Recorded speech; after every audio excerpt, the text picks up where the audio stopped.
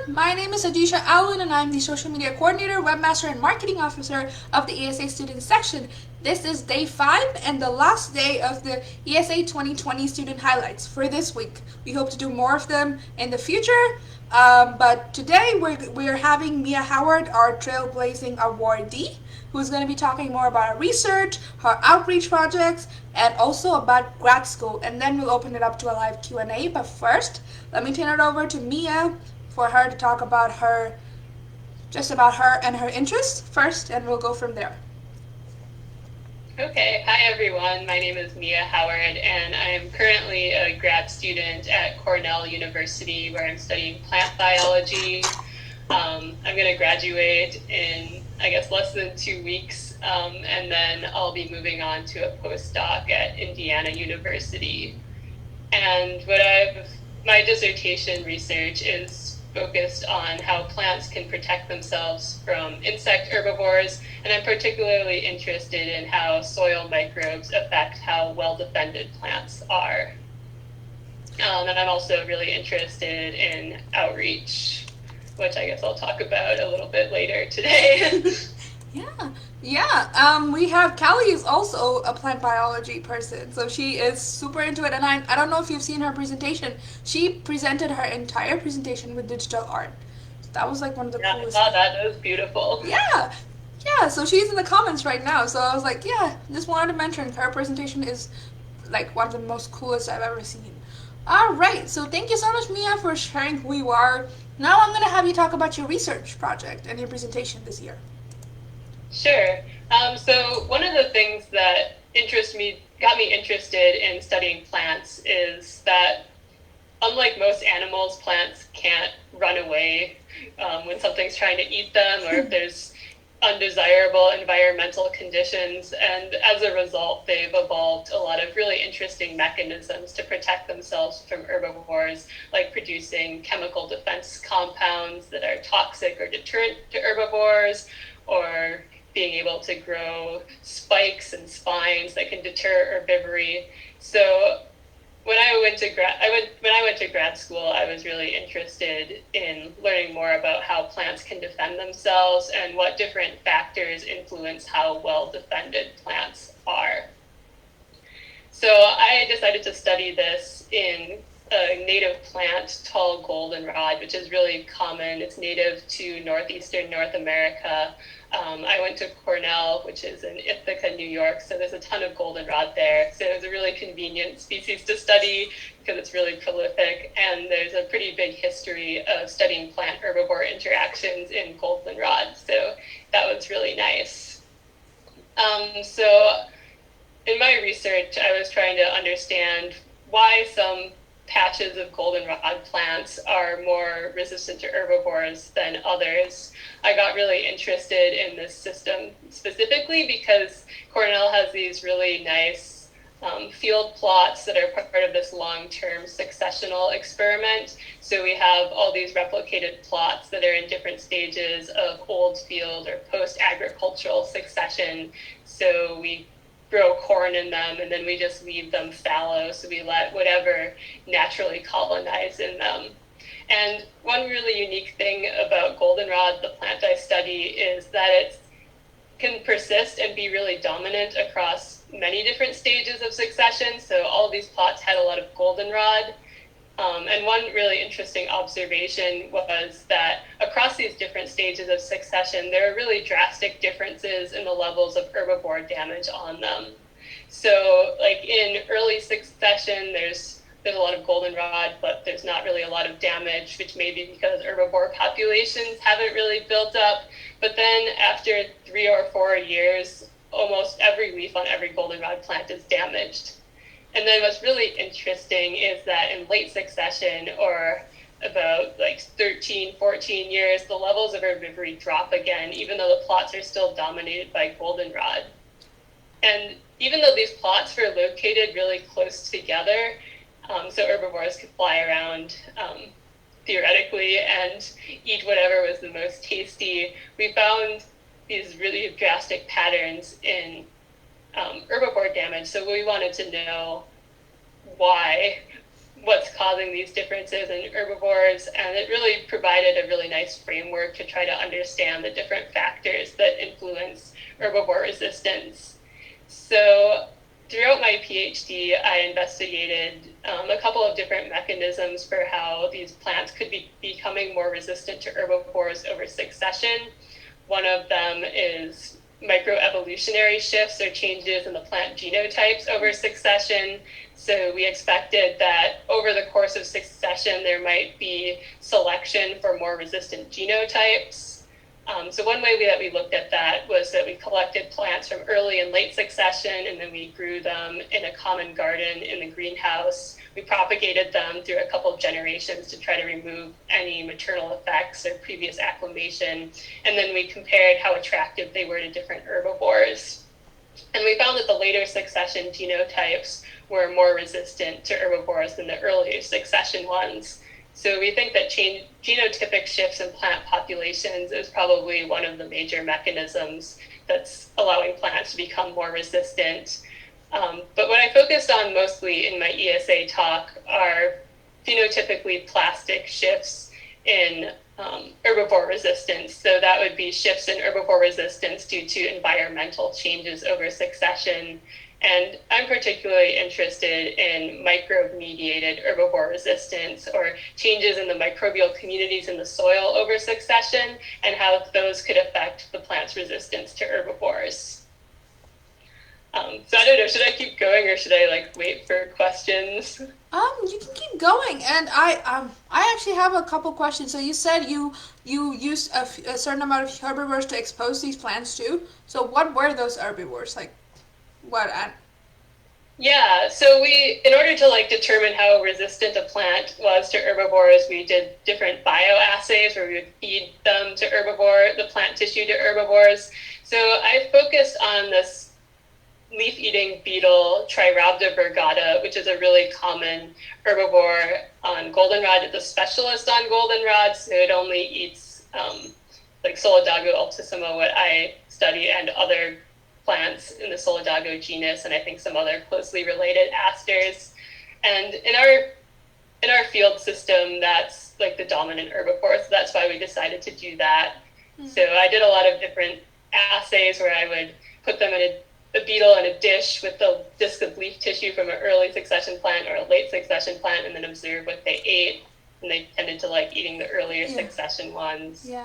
I mean, that must have taken a lot of time. I was always talk about the time that research takes, and the amount of work that goes into doing a study. But also, it's also really fantastic because plants, even if they're influenced by environmental factors, animals don't do that. You can't see genetic changes or mutations anywhere in the next that they're naturally influenced. I don't think we can unless we're manipulating their genomes. But it's so cool that you studied early succession versus late succession like that. I don't know if you have any more questions before I would ask you to. So what did you find? Maybe talk about your results, the impact that it had and stuff like that, and how it got accepted. Yeah, so I can talk a little bit more about the microbe-mediated stuff, since that's what I focused on in my ESA talk. So we see that there's genotypic shifts in the plant populations, but there's also pretty drastic changes in the microbial community in the soil over succession. So I was able to do some surveys of the microbial communities, sequencing the microbiomes to illustrate this shift. But one of the interesting experiments I did was a microbiome transplant experiment where I collected soil microbes from early succession and late succession, and then I inoculated goldenrod plants with them in the greenhouse, and then did these herbivore resistance assays again. And we found that when you inoculated the plants with the later succession microbiome, they tended to be more resistant than if you inoculated them with the early succession microbiome, which I think is really exciting because it suggests that the soil microbiome alone can affect plants' resistance to herbivores. And it also parallels this pattern of herbivore damage that we had seen in the field, where the later succession plants tend to be more resistant than the early to mid successional plants. Yeah, that's super cool. And I'm imagining it must be a really hard time to control those experiments. So how did you go about doing that? What were your controls for that experiment? Yeah, so how we did the microbiome transplants, it was actually pretty simple. We collected just field soil from different stages of succession, and then we sterilized soil in the greenhouse just by autoclaving it a couple of times, and then we inoculated it with these different microbiomes from different stages of succession, and then we just planted goldenrods in them and then compared their phenotypes. Oh, that's super interesting, yeah. So that's kind of like the results and the main thing you focused on in your ESA talk. So that's cool, and thank you so much for sharing about your research. That was a really nice explanation, and yeah, I'm really intrigued by like the fact that microbiomes can influence like resistance in plants, because that's super cool. I know microbiomes influence a lot of stuff, but the fact that they influence like resistance to herbivores, that's a really good like defense mechanism that they're developing through the microbiome. That's super cool. Yeah, I think it can have potentially have a lot of potential to try to improve pest resistance in agriculture, because we're always looking for sustainable ways to improve agriculture, trying to reduce the use of pesticides.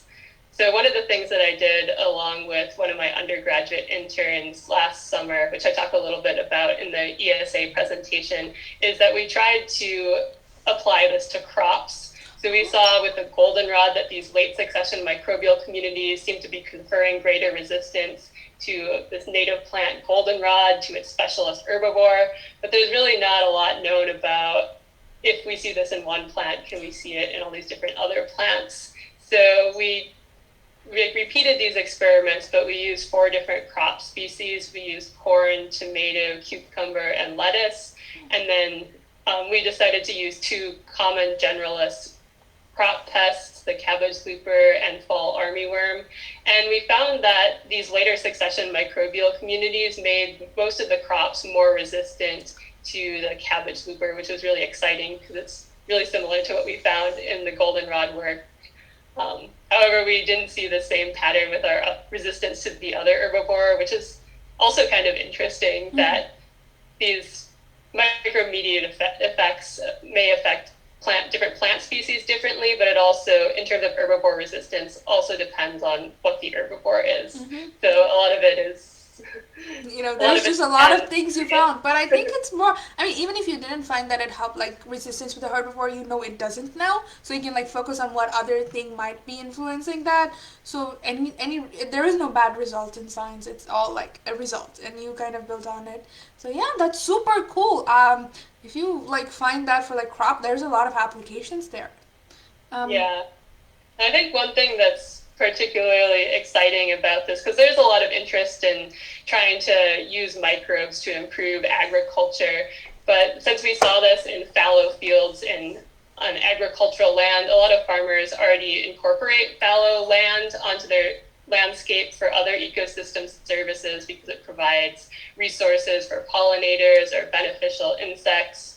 So this could potentially, investigating fallow fields could be, I think, really useful if we find that they have other benefits, like they might have beneficial microbes that farmers could use from their own landscape on their own fields to improve pest resistance. Yeah, that's some incredible work right there.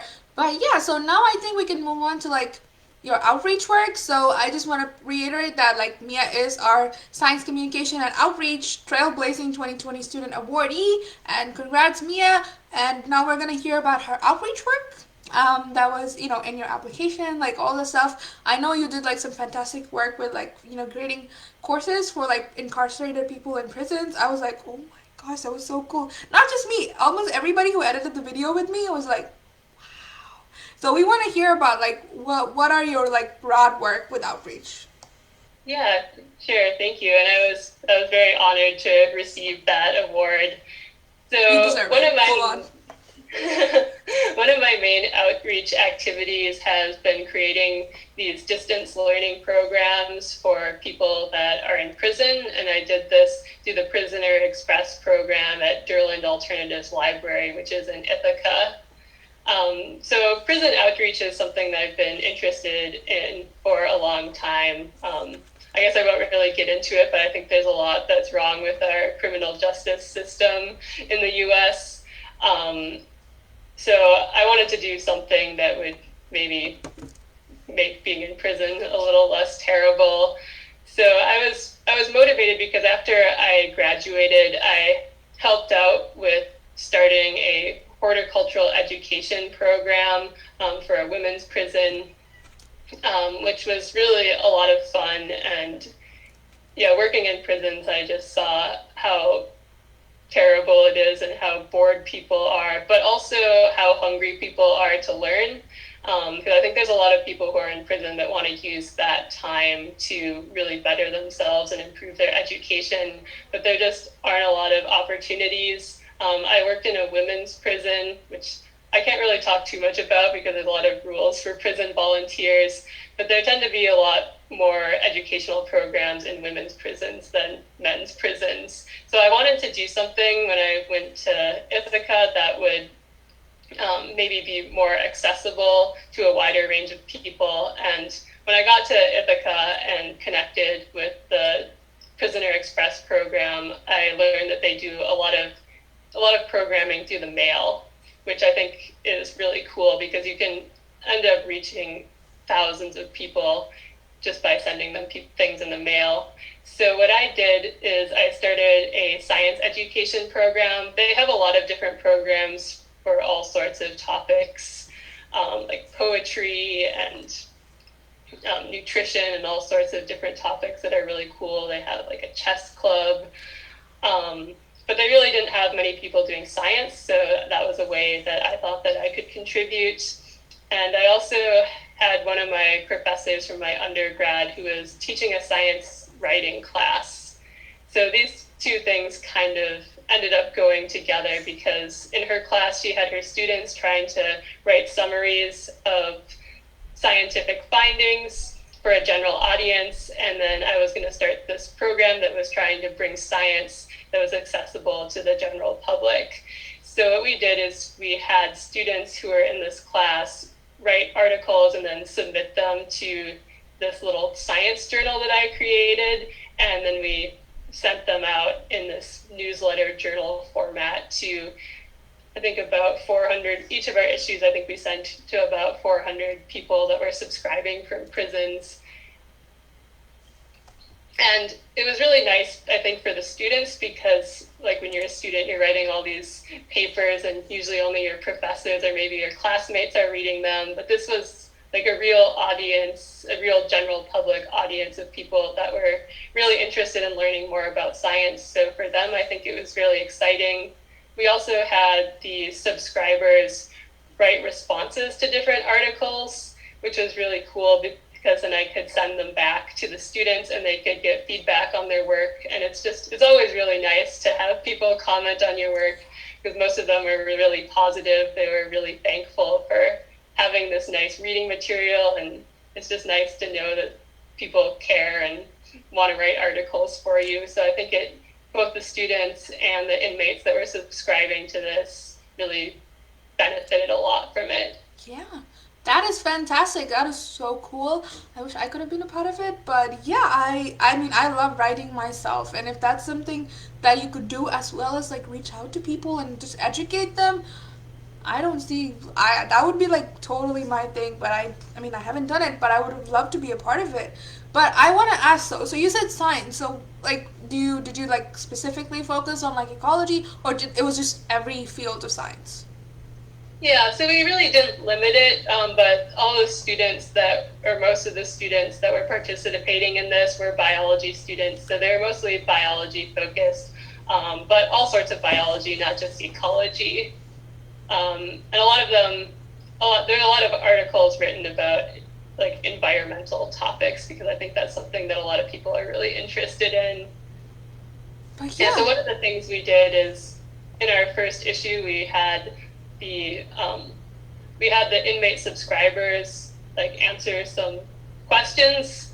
So one of the things we asked them was like, what types of environmental problems do you see in the institution where you're at? So people wrote about, a lot of people wrote about like food waste in prison and water waste, and it was really interesting, and I think they really liked being able to share something.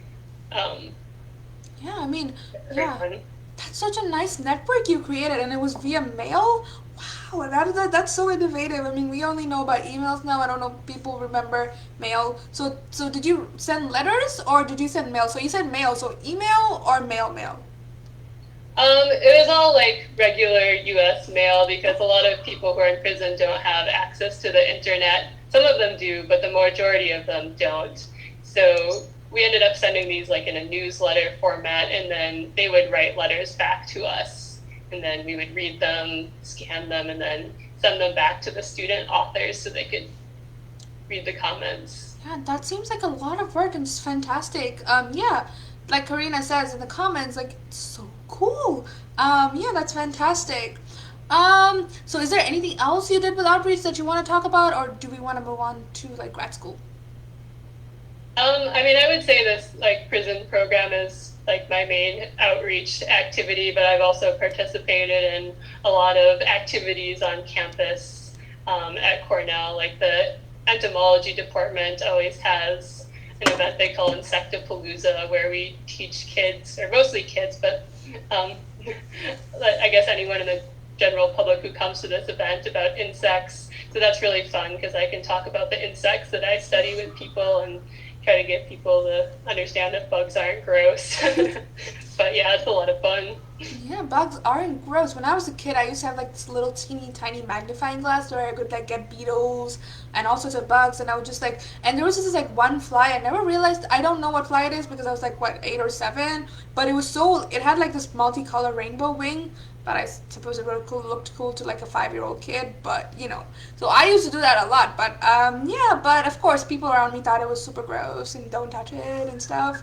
But I was always like a nature person, so that never bothered me. But yeah, and I'm pretty sure a lot of kids that you taught would have felt the same way. Like, yeah, I'm super interested in bugs now. Yeah. So we can now, I suppose we can go ahead and talk about grad school. I don't know what we want to talk about grad school right now, but I suppose like how your experience has changed during this pandemic, and we can just like share ideas and topics and stuff. So how has your life changed? So I think I probably had like a pretty easy time with the pandemic. It was maybe almost came at an ideal time for me because that was when I was wrapping up writing my dissertation. So yeah, even though I wanted to do some lab work that I couldn't do, but I mean, yeah, I was kind of planning to stay home a lot and write during that time. So it kind of facilitated that, yeah. So yeah, for me, I mean, my lab closed, and yeah, I was telling you earlier, like, I can't finish my experiments, my projects, and, you know, it's all, like, kind of placed on hold, but at the same time, the lockdown did give me a lot of free time, just like now I'm scouting for grad school programs, I have a lot more time to, like, reach out to people, and, you know, all the work that for the meeting, and, like, for ESA, like, the webinars, I've kept myself occupied pretty well, I would say, but yeah, so I want to ask you, like, so you're in Cornell, so, like, how is, like, are you guys coming back to school in the fall? Like, how are your undergrads, like, feeling about this whole situation? Yeah, I mean, right now, Cornell, I think most of the classes are going to be online, but they are having in-person classes. I'm not really sure if that's going to change because I think the situation has changed a lot since they initially made these decisions. Yeah. But yeah, so has, like, you know, I know you work in a lab, so, like, has anybody not been able to graduate or, like, finish the, I know undergraduates sometimes have, like, honors thesis and stuff like that. I don't know if Cornell has them. I know some programs in Cornell have, like, undergrad thesis and stuff. So do you know anyone, like, that's been impacted by this? Well, I know, like, a lot of undergrads weren't able to do their research, and there's a lot more restrictions on the undergrads and the grad students who are going into the lab. Yeah, even though like I wasn't really affected that much, I know a lot of people, it's affected their field season. Because yeah, it's hard when it's early spring and you've been planning all year to do these certain experiments, and now you can't. Yeah. So I think it is gonna set people back. Yeah, my experiment, like, it stopped like right when I was supposed to, like, design and start a new experiment. I even thought the cells, and, like, and then it stopped. So I had to like refreeze the cells and like put everything away. And yeah, I agree. Like undergrads do have a lot more restrictions than grad students do. So I suppose next I would ask, like, since like I'm going to the PhD, I feel like I just want to ask you questions because you're like at the end of it. So I want to ask you like, how was your like PhD? Like first year, was it intense? Was it like kind of laid back, or like how did you like feel? Um, yeah, I don't know. I guess looking back, I mean, I think the first couple years were really intense because I was still figuring out exactly what I wanted to do. I was also taking some classes. Yeah, I think a lot of programs vary in the amount of coursework. So I took some plant biology classes, which was really good because I went to a liberal arts college, and even though I studied plants there, I wasn't as specialized as a lot of people maybe are if they've gone to a larger university. So yeah, I spent a lot of time in my first year, especially taking classes and trying to figure out my research. I was able to do some research rotation in my first year, which was really nice. And then at the end of my first year, I joined the Kessler lab where I did my PhD. Dissertation, yeah. I mean, you sound like you had like sort of an unconventional, like, you figured it out like mid-process, like what exactly you wanted to do. And that's something really cool because I know a lot of people, including myself, that were super like, I didn't know what to do when I started like, accepting I was like, okay, sure. I just want to like explore stuff because there's so much and you don't want to narrow it down in the beginning. And I think it's a really good idea to just do rotations your first year and just kind of like settle before you do that 4 year or 3 year commitment to a single project. I think that's super important. So yeah. Yeah, I mean, I think it's definitely worth taking your time to figure out what you're interested in, if you have the luxury to do that. Yeah, I mean, if you do, like, I think that that's something, like, people should definitely consider when they apply to program to see if they have a rotation process associated with it, especially if you're not sure. Like, if you have experience before and you know exactly what lab you want to go into, that's perfect, but if you don't, which in a lot of cases is the case, you might want to definitely consider a program with a rotation program. So I think next I would ask you, like, how was, like, your qualification exam? Like, was it intense? Like, was it easy? I wouldn't say it was easy. So I think, like, yeah, every program has kind of a different way of doing these qualification exams. For mine, I had a written component, which was pretty flexible. I had a pretty nice committee. So I had, like, a manuscript that I was working on, which I submitted as my written component. And then I had an oral exam, which I think lasted a little less than 3 hours. But mine was really focused on what I was proposing for my dissertation research and the research I had already done at that point. So it maybe was not as stressful as qualifying exams where they really ask you anything. Yeah. There were just questions that I didn't know the answer to, but it ended up being okay. Yeah, I mean, that's an important note. Like, if you get it wrong, don't freak out. And I feel like I have to re-say that to myself, like, every time I take a test, because that's something that's like, oh my gosh, anxiety is setting in. But yeah, and I do agree with you. Like, different programs have different ways of doing qualification exams. And I know for me, because I'll be going into a very research-focused PhD program, mine is probably going to be very similar to yours. Like, I defend my dissertation project and, like, kind of go from there. I think the next one I would ask you is your dissertation defense. Like, how did that go? Were you virtual for that or no? Yeah, I was, which was like a little bit unfortunate. Initially, I was like kind of sad about not being able to do like my exit seminar in person, like in front of my department. But I actually ended up liking doing it on Zoom because I got to invite all these people that never would have been able to come to Ithaca to watch it. Mm-hmm. And I think I had like close to 100 people come to my dissertation defense, which definitely would not have happened if it was in person. Yeah. And I got to invite some of my like old professors from Wellesley where I did my undergraduate and people in my family. So that was really nice. Yeah. The actual defense itself wasn't too bad. Yeah. I think that's definitely a lot less stressful than the qualifying exam. Yeah. And I think I know a lot of people before when they do dissertations and they want to see invite more people, they either do like Facebook Lives or something where they can like record it. But yeah, having Zoom does provide like a really large platform. Maybe they should think about having like an in-person and a Zoom component so like they can like broadcast it via Zoom so people can come in and see you present your research, and I think that'd be really cool. And something Yeah. we should definitely encourage, like departments and schools to do. Yeah. So yeah, so you said you were like doing your postdoc opportunity search. Like, how did that go? So that's my next question. So how did you look for postdocs?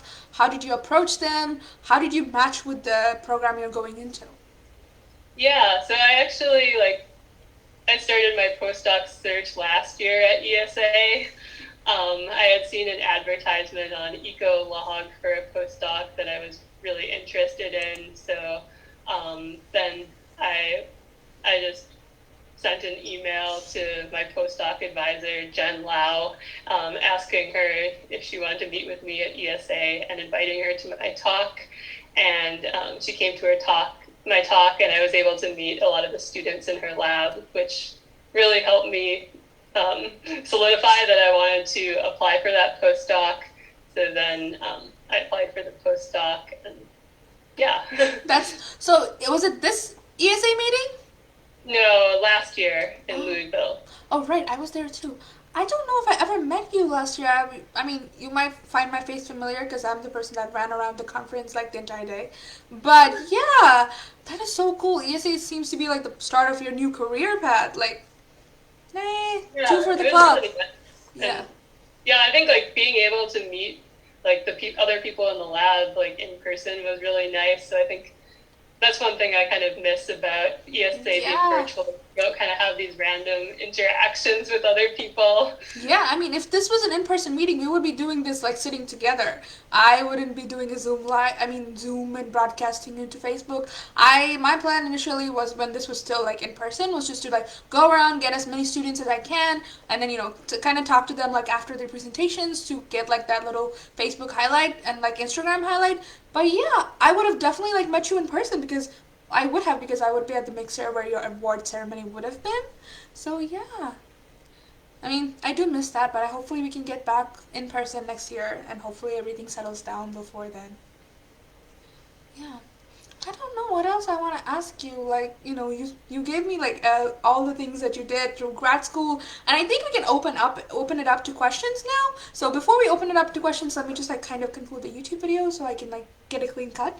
So thank you so much to everyone that watched this video and took part in this Facebook Live. We had Mia Howard today who talked about her research, her outreach projects, and about grad school. And she's fantastic, so you can feel free to reach out to her if you have any questions about her research or project. And again, I want to say congratulations to Mia for being a 2020 Trailblazing Student Awardee in Outreach and Science Communication. So congrats, Mia, and this video will be uploaded on YouTube, so if you missed it or if any of your friends missed it, please feel free to send the link. And thank you so much, and until next time,